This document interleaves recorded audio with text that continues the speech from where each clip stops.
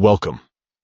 In today's tutorial, we're diving into a simple yet effective way to open bookmarks in a new window using the Google Chrome browser on your PC. This feature has become even more user-friendly with the latest updates, so let's get started. First, open your Chrome browser. If you haven't already, locate the Chrome icon on your desktop or taskbar and double-click it to launch the application. Next, look to the top right corner of the window where you'll see 3 vertical dots. This is the menu icon. Click on these dots to reveal a drop-down menu. From this menu, select Bookmarks. This will expand another list where you can see various options related to your bookmarks. Now, click on Show All Bookmarks.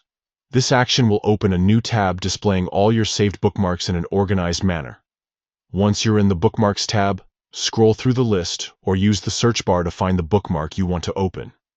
This could be a frequently visited website or a page you want to access quickly. Now that you've located your desired bookmark, it's time for the final step. Right-click on the bookmark. A context menu will appear with several options. From this menu, choose Open in New Window. This action will open your selected bookmark in a fresh Chrome window, allowing you to keep your current browsing session intact. And there you have it.